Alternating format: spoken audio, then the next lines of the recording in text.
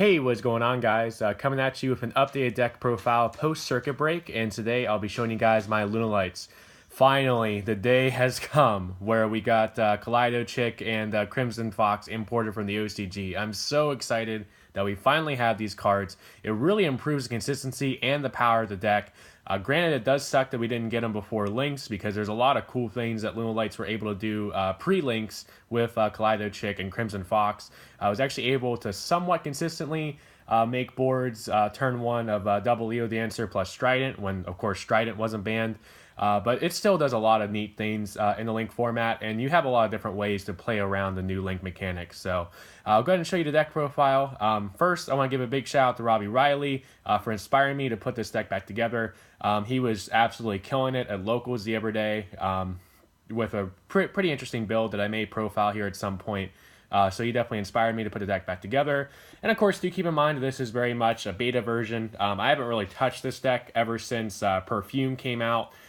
So this is very much a beta version. It's definitely up for changes. I'm definitely open to any suggestions you guys may have as to how I can improve the build. But this beta build is basically focused on maximum consistency and just raw power and going for the OTK. So let's get started with the deck profile. Starting off, we have three of the best cards in the deck, the free Kaleido Chick. So what's interesting about Kaleido Chick, number one, she's not once per turn, so if you're able to spam out multiple Kaleido Chicks, you can get multiple of her send effect. Number two, her effect to send a monster from deck or extra deck to graveyard is cost, and then the actual effect is that it can copy the name for a fusion summon that turn. So that's something to note. You actually cannot Ash Blossom this. I'm sure there'll be people like at regionals that don't know what they're doing that will try to Ash Blossom this. So if you do ever go against that rogue Lunalight matchup, do keep in mind that you cannot Ash Blossom this because the send effect is cost, not actually part of the effect. The other part of Kaleido Chick is that if it is banished, you can activate the effect in the banish zone to where your opponent can activate cards or effects during the battle phase. That is really, really awesome for this deck because of how it wants to spam out Leo Dancer, get as much damage on board as possible, and wants to go uninterrupted in the battle phase. So Kaleido Chick overall is just everything this deck could have ever asked for. It's also a Dark Beast Warrior for, Tenki and Allure of Darkness, and a level 4 for potential rank 4 plays. Next, we're still rocking the free Black Sheep. Even though Polymerization, honestly, isn't as important to the deck now, free Black Sheep's still really good. If you ever need Polymerization, you just discard it to add Polymerization, and then if you use it for a fusion summon, you can add back one of your Lunalights from grave back to hand. So Black Sheep overall is still pretty good. Still worth playing it free. And then I play one of each of the other main deck Lunalights. We have the one Blue Cat, the one Crimson Fox, the one Purple Butterfly, and then the one White Rabbit. So Blue Cat, I don't see a lot of the new builds playing this card, but it's actually pretty good. If you have a way to special summon this card, you can target one of your Lunalights you control, including your big boss monster Leo Dancer, and double its attack until the end of the turn. So you have two different ways of actually summoning out Blue Cat, well, 3 or 4 different ways, really. You can summon out from the graveyard with, like, the Lunalight Tiger or the Lunalight Perfume. You can pendulum summon it if you have Tiger and Wolf in your scale, or you can actually banish Purple Butterfly from the graveyard to summon this from hand. So there's a lot of different ways you can summon this, and that just almost guarantees an OTK if you can use this on your Leo Dancer. But it's really only worth playing one, because the special summon effect's the only thing that's relevant. Yes, if it's a straw by battle, you can bring out a Lunalight from your deck, but that's really slow, and that's when you're playing defensive. So yeah, only one Blue Cat. Only one Crimson Fox as well. I love the art in this card. I wish this card was better in the deck to be able to play it 2 or 3, but it's honestly not that great. So what it does is if it's sent to the graveyard by a card effect, you can target one face-up monster your opponent controls, change the attack to 0 until the end of this turn. So that is great in some situations to get maximum damage. The unfortunate part is that it has to be sent to grave by card effect. So if it's discarded for cost by something like Twin Twister or the graveyard effect of Lunalight Perfume, you actually don't get that effect, which is unfortunate. And then it does have a neat little protection effect in graveyard to where you can banish this whenever one of your Lunalights would be targeted. Then get that effect, and then your opponent, both you and your opponent, gain 1,000 life. So it's neat for protection, but of course your boss monster, Leo Dancer, can't even be targeted anyway.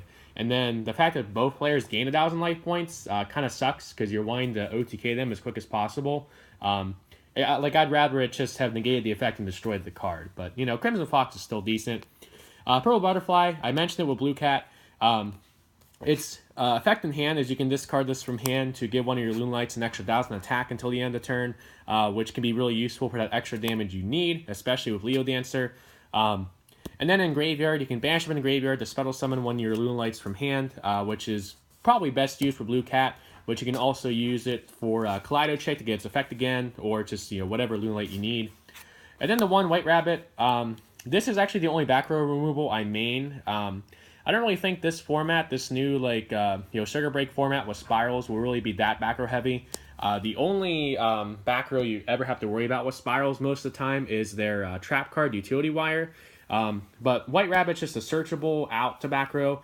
You can summon this, and then if it's normal summoned, you can bring out one of your Lunalights from grave in defense position, and then its upper effect once per turn, you can target back row your opponent controls up to the amount of Lunalight monsters you control, including itself, and then bounce back to the hand. So this can either be a nice giant True Need effect, or it's just a nice bait for things like Solemn Strike. So yeah, just one. Each of the other Lunalights, they all have situations where they're pretty good, but none of them are really consistently good enough to play at more than one, in my opinion. Next for the Pendulums, we have the Free Tiger and the Free Wolf. Wolf is just much more important now with the new support, especially with Lunalight Perfume. So if it's Pendulum effect, it's like a Miracle Fusion. Once per turn, you can banish fusion materials from your field and or graveyard. The fusion summon a Lunalight monster from your extra deck. That works really well in tandem with Kaleido Chick, because you can banish Kaleido Chick for the fusion summon by Wolf, and then Kaleido Chick will get the effect to just shut off all your opponent's effects during the battle phase. So yeah, Wolf's really good. It's the main thing you want to search off of Perfume if you don't already have it. And then Tiger. Tiger in scale has an effect to bring back a Lunalight from grave. Only downside being that it goes to defense mode and its effect's negated. But do keep in mind, if you use Tiger to bring back Kaleido Chick, you can still activate Kaleido Chick's effect. And again, the sending effect is cost, so you still get that part of the effect. It just won't be able to copy the name. So that's something really cool about the interaction between Tiger and Kaleido Chick. And then, of course, if it's destroyed by battle or card effect, even if it's in scale, you can then just special summon a Lunalight from free from the graveyard. So between this and between the Perfume, you have 6 different ways to revive back Lunalights from the graveyard. So you're almost never going to be without the Lunalights you need with all new support. Next for the non-Lunalights, we have the 2 Blackwing Gofu. You can definitely play free if you want. This is here for a couple of different reasons. One, it's a dark target for Allure. 2, it's just nice if you have it in your opening hand. It gets you to a free Decode Talker or a free Ningirsu, depending on what you need. Or you can even go into a Black Rose Dragon, which can be really good going second. And, it's also sometimes bait for back row, like Solemn Strikes or some kind of negations, to then proceed with your Lunalight plays. So Gofu, I like it too. Again, you could play free, but it can obviously clog at 3. So for now, we just have the 2. We also have the 2 Dark Kaiju, the 2 Radian. Robbie doesn't play this. He plays, I believe, Gameciel. And he made a good point about it, saying that this, unfortunately, is like 2,800 attack. And sometimes you're stuck into only making Panther Dancer, which is 2,800 attack itself. But I do like with the Dark Radian, it is an Allure target. Most times you're able to go into a Leo Dancer to get over this. Or if you go into Panther Dancer, if you have a Tenki on board, then you can at least still be over it. So I do like the versatility of the Dark Kaiju myself, but, it still needs more testing. Then we have the 2 Summoner Monk. Another way to get out Kaleido Chick. Just, discard any spell from your hand, and then special summon out your Kaleido Chick. It's really useful if you're able to discard the Perfume, because then you can use Perfume's Graveyard effect to get a search. So, yeah, 2 Summoner Monk, pretty good. Can help you go into rank 4 plays as well. Dark target for Allure, and also a dark target for Starving Venom Fusion Dragon, which I do not currently own, but definitely needs to be played in this deck if you do own one. And then for the final monster, the one Maxx.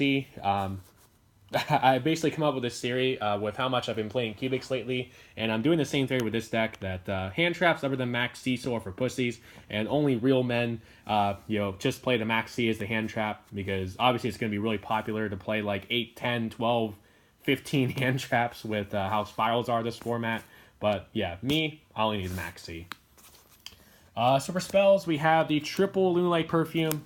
Can not only the monster reborn for your Lunalights, but also once in graveyard, you can banish it, discard a card, and then add a Lunalight monster from your deck to your hand. It's unfortunate that you have to discard a card as well, so you do lose some advantage there, but it can sometimes be useful as well to get things in graveyard you want to bring back or want to use for Wolf's effect. Next, a triple Tenki to search out a Kaleido chick or any other level 4 lower Lunalights that we need. Only the 2 Foolish Burial Goods. You can definitely play free if you want, but it is unfortunately only once per turn, and the only target you really have that you want to send is the Perfume, so I feel like 2 is okay. Along with the 1 Foolish Burial, a lot of things you can send off of this in a lot of different situations. Obviously, if you have a revival spell or like a Tiger in your hand, you can send the Kaleido chick to revive back. You can send Purple Butterfly to get its grave effect. You can send Crimson Fox. Just a lot of good things you can send off a regular Foolish Burial. Next, only the 2 Polymerization. As I said, now with the new support, Polymerization isn't as needed. A lot more of the focus is on Wolf, but it's still nice to have the 2 Polymerization that you can search out off of Black Sheep, and sometimes you do have those hands that are just chock full of Lunalights to where you can use the Polymerization to get you to your Leo Dancer without having to use the Wolf. So yeah, Polymerization is still pretty good. And then do keep in mind that Kaleido chick, if it's sent to graveyard by a card effect, you can add the Polymerization back to hand. So that's something else to keep in mind. For draw spells, we have the triple Allure of Darkness, the 2 Pod Desires, and then finally the 1 Upstart Goblin. I believe it's a total of 16 dark targets we play in the deck with the different ratios I have. So Allure is almost never dead. Desires, yeah, you can banish certain things that can kind of hurt you, but most of the stuff you play at like 2 or 3, so Desires doesn't really hurt you that much most of the time. And Upstart Goblin, yes, you do like to OTK when you can, but you need that maximum consistency to get to your combos.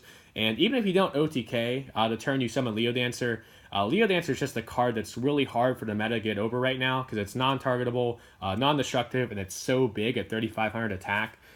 So yeah, the Upstart Goblin just helps you get there. Same with the Desires and the Allures. So that's it for our 40-card main deck. Now on to the extra deck, which again is still in beta. There's a couple things I'm missing here, but I'll talk about that as we go. So for the Lunalights, we have the triple Cat Dancer, the double Panther Dancer, and the double Leo Dancer. I actually could not find my third Panther Dancer or Leo Dancer. I thought about maybe changing the ratios to where Cat Dancer would go down to 2, and I'd maybe play a third Panther Dancer or a third Leo Dancer, but, I still, kind of working out some ratios there. But for now, the 7 of them is pretty decent. Cat Dancer, of course, is your easiest one to summon, so if you're ever able to summon multiples, it's more likely that you're going to be summoning multiple Cat Dancers over, say, multiple Panthers or multiple Leos. Next we have the 1 Black Rose. This is something that's kind of neat to be able to make off a Gofu if you're going second and your opponent has a big board. It's really nice to either have as a bait for, it's like a Solemn Strike or something, or it can just blow away their whole field, and then, the board's just open for you to go off with your Lunalight plays. So Black Rose I really like in tandem with Gofu for that potential play. For the links, we have the 1 Link Spider, the 1 Proxy Dragon, which will definitely be replaced with Decode Talker once the new Link Structure deck comes out. You could also play the new Alkahest Magician as well, but it does unfortunately require 2 monsters of the same type, so that's usually 2 Lunalights on board. So, that can be good, especially with Kaijus, but yeah, for now it's Link Spider and Proxy Dragon. The 1 Decode Talker, and then finally the 1 Ningirsu, which if you need for spot removal, you can make with the Link Spider and Proxy Dragon the same way you can make Decode Talker. For Xyz, we have the 1 Tiger King. Pretty neat to be able to search out a Tenki and be able to skill drain your opponent's board. This may be something that potentially comes out because I'm still missing a Starborn Venom Fusion Dragon, a Diamond Dire Wolf, and as I said, potentially like a Decode Talker or a Alkahest Magician. So yeah, Tiger King's good, but just with how tight the extra deck is on space, it could potentially come out. The 1 Dark Rebellion Xyz Dragon, pretty good for getting the extra damage you need. You could play Utopia and Lightning if you have the space, but again, at least for me, the extra deck is really tight in space. And this is also something else that could be cut for one of those cards I previously mentioned. And then finally, the 1 Tornado Dragon, good for backer removal, but with the Link mechanic, Diamond Dire is almost a better card in a lot of situations because, you know, it destroys itself, destroys the back row, and then frees up your extra deck zone to be able to make your Leo Dancer. So, again, this potentially could be something that's cut, but for now, we have Tornado Dragon. So now to wrap it up with the side deck, pretty much the same standard side deck that I played in, like, you know, Trick Stars and Cubics. We, of course, have the free Denko Sekka for that Paleo matchup. For Kaijus, we have the 2 other Kaijus to go along with our Dark Kaiju in the main deck. The 1 Gameciel, the 1 Jizikiru, and then the 1 Kaiju Slumber. And then, of course, Dark Hole and Raigeki for more board wipes. The Triple Twin Twister, this is good if you're going against a matchup that isn't Paleo, that can set maybe 2 or 3, but doesn't usually go like set 4 or 5. And of course, you know, the discard cost can be good if you discard something like Kaleido Chick that you can bring back off a revival effect, or you discard the perfume to be able to get a search. So yeah, Twin Twister's pretty good. Just, you know, want to have more than enough back row hate and board wipe hate, you know, for going second with this deck. Then for going first, we have the 3 Chaos Trap Hole, and then finally the 1 Solemn Warning. I was definitely considering playing either like Dimensional Barrier or Gameciel Prison, but unfortunately Gameciel Prison does not stop Pendulum Summons, which, you know, of course, Pendulum Magicians are a really good deck right now. But Chaos Trap Hole is very versatile, can stop some things in the Spiral matchup, obviously shuts down a lot of things in Pendulum Magicians, and Dracos, and Trick Stars, and ABCs. There's just a lot of stuff that Chaos Trap Hole hits, and Warning's just a, you know, solid card. You, of course, you know, could, you know, replace those with, like, you know, hand traps like Droll Lockbird, Ash Blossom, Ghost Ogre, Ghost Reaper, if you so chose to. But even though I do own those cards, I just wanted this to be like a full kind of blow its load kind of deck. You know, go big or go home. And as I said, you know, hand traps are for pussies other than Maxx C. So, but yeah, that is it, guys, for this very long updated deck profile, in-depth deck profile at this point of my Lunalights. I do hope you guys enjoyed it. Please remember to like, comment, and subscribe. And I do want to see some suggestions in the comment section below about how I can improve this deck. Because as I said, this is very much a beta, and it still needs a lot more testing. So thank you guys for watching, and I'll catch you guys next time.